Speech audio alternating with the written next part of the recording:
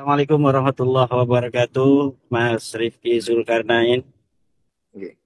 Ini kita semalam telah membahas tentang bagaimana narasi-narasi, dalil-dalil yang telah diberikan oleh Hanif Alatas dan juga Maimun Nafis. Pada pagi ini saya ingin menanggapi tentang apa yang telah disampaikan oleh Rumel Abbas. Hmm. Namun apa yang saya perkirakan itu sudah terbukti bahwa sebenarnya tidak ada suatu hal yang baru yang dapat ditampilkan dari Mas Rumel Abbas atau yang lainnya.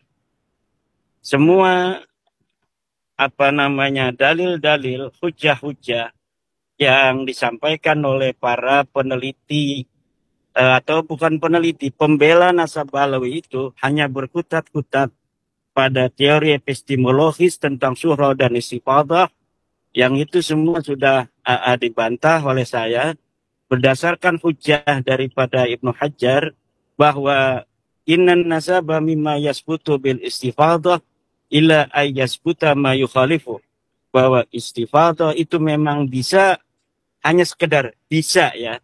Istifadah itu bukan sesuatu yang mutlak, apa di ijma ulama bahwa nasab itu bisa digunakan dengan surah istifadah. Surah istifadah itu adalah di dalam ilmu persaksian syahada, itu masuknya adalah syahada yang paling rendah.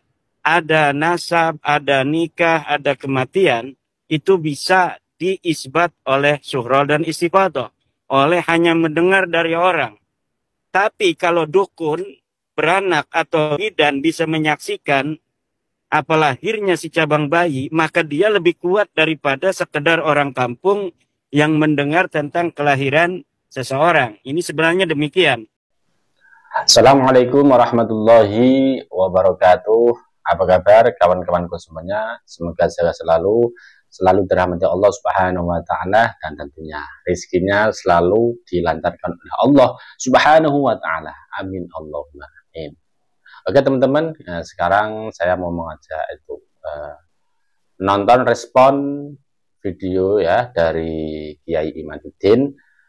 Beliau merespon pendapat-pendapat Gus Rumel waktu di di diskusi tentang nasab di Rabithah Alawiyah. Dan sedikit tadi beliau sudah menyampaikan sedikit bahwasanya dari yang telah disampaikan ya, baik itu dari Habib Hanif, Gus Nafis, juga Gus Rumel, dan juga kawan-kawan, itu tidak ada yang baru ya. Menurut beliau itu ya masih perkara-perkara yang lama, masih berputar di situ aja tentang surah wal istifadah tadi yang dijelaskan oleh Kiai Imaduddin. Nah, jadi belum ada yang baru, maka hal-hal itu sudah sudah ditepis lah, sudah dilawan dengan hujah-hujah Kiai Imad sendiri. Oke, kita saksikan kelanjutannya. Jadi sang bidan dan sang dukun bayi yang melihat betul-betul apa lahirnya sang bayi itu lebih kuat kesaksiannya daripada hanya tasamu, dengar mendengar. Nah itu jadi dengar mendengar itu hanya bisa digunakan. Atau tentang kematian, kematian bisa isbat, artinya disaksikan oleh orang yang bersaksi di depan pengadilan dengan hanya dia dapat mendengar dari orang. Tetapi seorang dokter yang mengetahui dengan ilmunya bahwa seseorang ini betul mati atau tidak, itu lebih kuat daripada hanya orang yang dengar mendengar. Dalam pernikahan menurut ulama fikih adalah sebagian dari hal-hal yang bisa diisbat dengan tasamo, suhra wal istifadah. Hanya mendengar bahwa si A telah kawin dengan si B, itu boleh bersaksi di depan pengadilan, boleh bersaksi ketika ada yang bertanya, tidak dianggap berbohong. Tetapi saksi yang betul-betul hadir saat pernikahan itu lebih kuat daripada saksi yang hanya berdasarkan surah dan istifadah. Jadi ini kita penting untuk mengatakan hal ini karena saya lihat banyak yang belum terlalu paham dari para pembicara semalam tentang surah istifadah. Sehingga ada kata-kata surah istifadah ini sesuatu yang paling hebat, paling kuat. Enggak, di dalam derajat-derajat kesaksian surah istifadah itu justru paling bawah. Karena ada hal-hal sesuatu yang tidak bisa disaksikan sajalah, maka surah istifadah itu dibolehkan. Jadi surah istifadah itu dia bisa untuk dijadikan satu tools untuk mengisbat nasab, untuk menjadi kesaksian hanya karena lil hajat. Sesuatu yang disyariatkan karena adanya hajat, itu kedudukannya sangat rendah sekali sebenarnya. Tetapi sepakat para ulama dari 4 madhab bahwa surah istifadah dengan segala kelemahannya itu dapat digunakan untuk mengisbat di antaranya nasab, pernikahan, kelahiran. Kenapa? Karena hal-hal yang telah disebutkan tadi biasanya hanya diketahui oleh orang-orang yang khusus.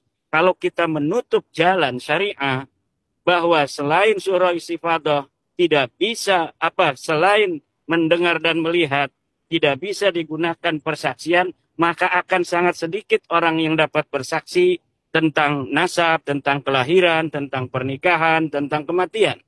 Karena biasanya orang yang mati les itu kan hanya keluarganya yang hadir. Orang yang melahir itu biasanya hanya ibunya dari istri itu yang melihat dengan bidan. Apalagi pernikahan, ya biasanya hanya orang beberapa keluarganya yang hadir, walaupun ini bisa agak banyak kalau pernikahan. Tetapi pada prinsipnya surah istifadah itu disyariatkan lil hajah, karena sulitnya, sedikitnya orang yang dapat bersaksi dengan melihat secara langsung. Ini perlu diketahui oleh masyarakat tentang apa itu surah wal istifadah. Jadi menurut Kiai Imad tentang surah istifadah, yaitu beliau mengatakan termasuk bagian paling rendah untuk menjadi persaksian tentang nasab, pernikahan, kelahiran maupun kematian. Ini pendapat Kiai Imad ya.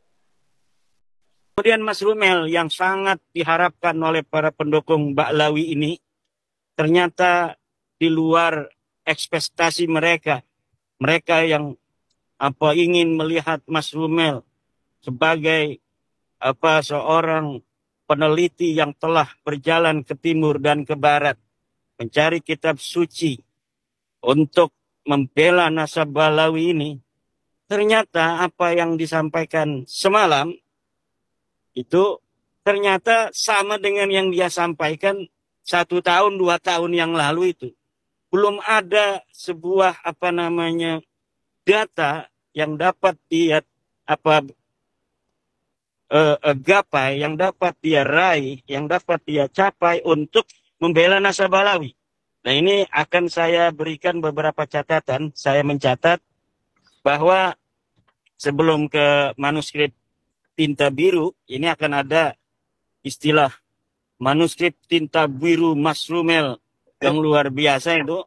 Rupanya andalan sekali manuskrip tinta biru. Sebelum ke manuskrip tinta biru ada beberapa hal yang saya ingin komentari. Pertama, Mas Rumel mengatakan karena nasab Ba'lawi sudah ijma, maka harus menggunakan extraordinary claim dari saya dan teman-teman untuk mengalahkan klaim ijma itu. Mas Rumel, ijma itu memerlukan syarat. Dan syaratnya ijma itu tidak boleh ada khilaf sebelum ijma. Seperti yang dikatakan oleh Ibnu Hazm dalam kitab Maratibul Ijma yang setelah saya sampaikan semalam. Ijma'nya Ba'lawi ini yang diklaim oleh As-Sakran pada abad ke-9, diklaim oleh Al-Muhibbi dalam Khulasatul Asar, diklaim oleh Yusuf An-Nabhani. Ini ijma yang tidak sahih, ijma yang batal. Kenapa?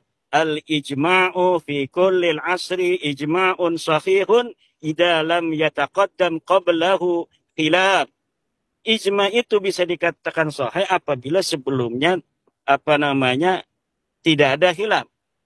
Tetapi kalau sebelumnya ada khilaf, maka adanya ijma atau klaim ijma itu pada suatu masa itu dianggap batal. Jadi klaim ijma itu akan batal apabila di masa sebelumnya terriwayatkan terjadinya perbedaan pendapat.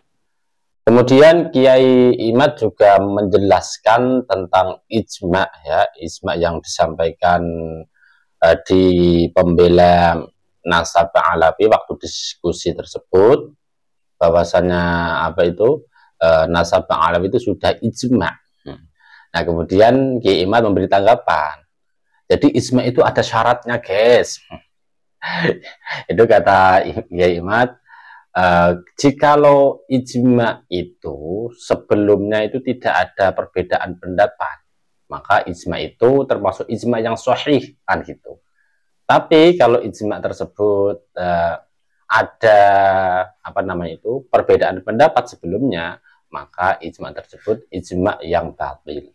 Karena ini pendapat dari Kiai Imad, ya guys, ya. Kita tonton lagi, ya. Sedangkan Nasab Alawi ini sudah jelas. Ali Asakron meriwayatkan terjadinya perbedaan pendapat.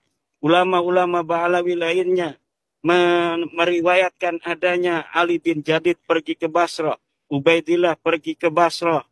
Ini berarti bahwa keluarga Ba'alawi, Nasab Ba'alawi, itu sejak awalnya sudah ada khilaf. Maka ketika sejak awal sudah ada khilaf, maka ijma itu, klaim ijma yang ada di abad 9 oleh Ali Asakron, kemudian dilanjutkan oleh Al-Mukhibbi, dilanjutkan oleh An-Nabani, itu klaim ijma yang batil. Klaim ijma yang batil karena ijma itu selain dia mempunyai syarat tidak boleh adanya khilaf, ijma juga harus disyaratkan memiliki mustanad.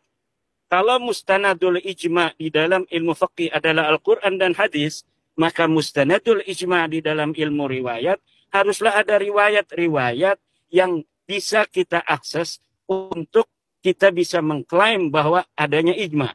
Seperti misal di kitab Tahdhibul Ansab, Ubaidillah disebut anak Imam Ahmad. Di dalam kitab Muntaqilah disebut Ubaid anak Imam Ahmad. Banyak kitab yang mengatakan itu. Maka barulah itu klaim ijma itu masuk akal. Tapi kalau klaim ijma, tapi ternyata tidak ada satupun ulama yang mengatakan Ubaid ini anaknya Ahmad, ini klaim ijma'nya berdasarkan apa? Mustanadul ijma'nya mana? Syarat tidak ada khilafnya juga tidak bisa dicapai. Karena memang sudah ada khilaf sebelumnya. Ini jadi pertama tentang ijma' itu, Mas Rumel, itu mungkin bisa kita katakan ijma'un batilun. Ijma' yang tidak sahih. Dan beliau menegaskan lagi karena Nasab Alawi ini ya sebelumnya itu ada perkhilafan, maka ijma yang diklaim oleh ulama-ulama yang sepakat dengan nasabnya Bang Alawi sambung ke Rasulullah, maka pendapat Kiai Imad ini adalah ijma yang batil menurut Kiai Imad. Kalau menurut Anda gimana, guys? Kita menonton aja ya, ambil ilmunya aja, oke? Sambil belajar ya. Karena apa? Baik Kiai Imad dan timnya maupun timnya Rabithah Alawiyah juga termasuk orang-orang alim semuanya. Kita ambil ilmunya aja ya, nggak perlu mencaci maki sana sini, oke? Kita ambil ilmunya. Yang selanjutnya tentang kata Mas Rumel, apa yang didengar di masa lalu belum tentu ditulis. Maka apa yang kita akses sekarang, itulah yang harus kita olah-olah. Ini saya jadi curiga kalimat ini. Apa yang ada di masa lalu, apa yang didengar di masa lalu, belum tentu ditulis. Apa yang kita akses sekarang, itulah yang harus kita olah-olah. Jadi ketika tidak ada mencari manuskrip Ba'alawi, rupanya Mas Rumel akan mengolah-olah apa yang ada hari ini untuk bagaimana caranya bisa mensahihkan nasabah alawi ini. Saya jadi curiga apa mental seorang peneliti semacam ini ingin memasakkan masa lalu agar sesuai dengan keinginan seorang sejarawan di masa kini, agar sejarah di masa lalu itu kemudian memberikan apa ruang kemuliaan untuk orang-orang yang mengklaim keturunannya di hari ini. Ini adalah sebuah skandal ilmiah, saya kira.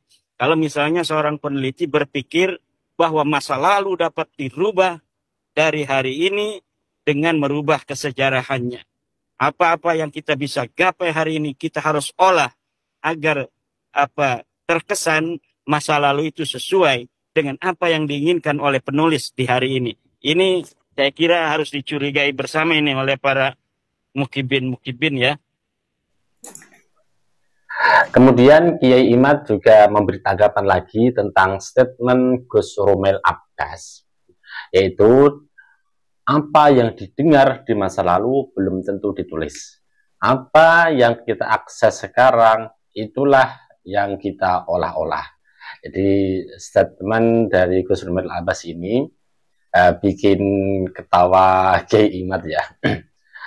Jadi Kiai Imad berpendapat, malah saya menjadi curiga dengan statement Gus Romel itu, yang apa yang didengar di masa lalu belum tentu ditulis, apa yang kita akses sekarang itulah yang diolah-olah. Maka bagi Kiai Imad sendiri itu adalah termasuk skandal ilmiah bagi peneliti. Karena apa? Ketika membutuhkan sesuatu, ya, ketika membutuhkan sesuatu hanya untuk membela atau menguatkan kepentingannya aja itu dipakai. Ya, bagi Kiai Imad ini adalah sesuatu yang aneh. Bahkan Kiai Imad menyebut skandal ilmiah. Itulah tadi sedikit dari respon Kiai Imad tentang statement Gus Romel Abbas. Gimana teman-teman kira-kira? Ada tanggapan, ada komentar? Silahkan komentar di bawah ini. Komentar dengan bijak tanpa adanya kebencian. Ya, oke. Kita ambil dari ilmunya saja. Kita ambil ilmu dari Kiai Imad. Kita ambil ilmu dari Gus Romel dan kawan-kawan. Semuanya yang berkecimpung dalam masalah polemik nasab ini, yang mengeluarkan dalil-dalilnya, kita ambil ilmunya. Kita belajar dari beliau-beliau. Tujuannya apa? Untuk menambah wawasan kita. Bukan untuk mengklaim sana benar, sini salah, bukan. Wawasan kita harus ditambah dengan kita sering menonton video-video Kiai Imad, juga video-video Gus Romel. Mereka orang-orang alim, jadi kita butuh belajar. Terima kasih. Assalamualaikum warahmatullahi wabarakatuh.